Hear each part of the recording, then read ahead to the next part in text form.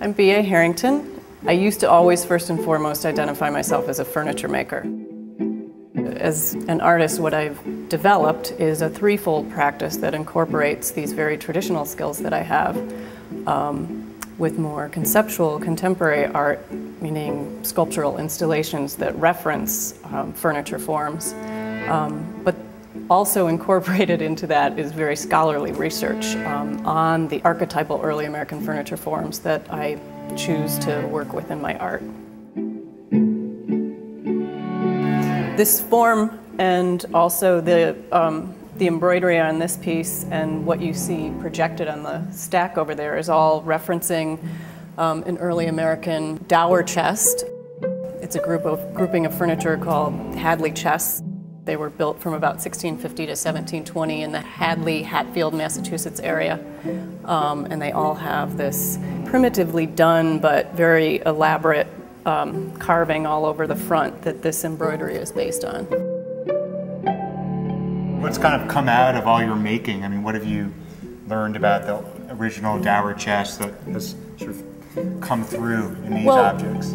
Most recently, and in these three pieces, which are the most recent pieces that I've made in this whole body of work, what's come out is actually the textiles and the linens. Yeah. So this chest is actually filled with stacked antique linens that are part of my own collection and my mother's collection and a few friends.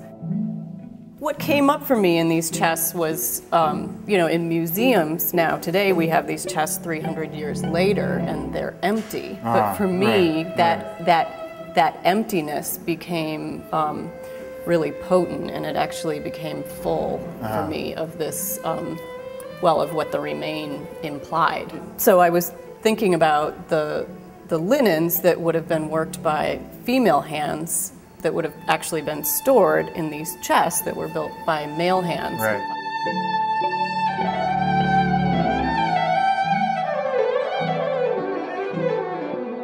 I literally took this line that was carved on the original chest that I was working from, the RD chest, and I translated in that line into something that I could stitch.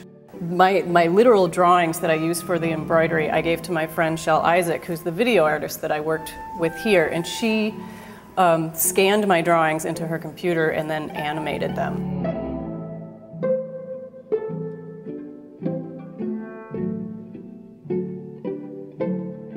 The hands, for me, symbolize a kind of conjuring of the past.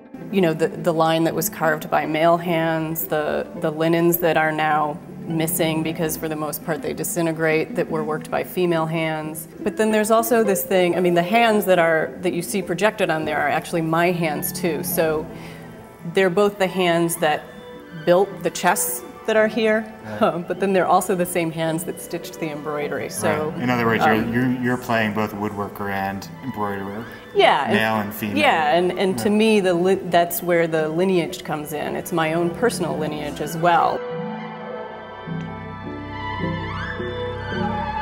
For me, the idea of remains is really about what the physical remain, you know, of these artifacts that we still have with us, what that implies. The presences, some of which are absent now, but there's still sort of this ephemeral presence, which is why, you know, these things have kind of a ghostly nature to them. Haunting, yeah. Right.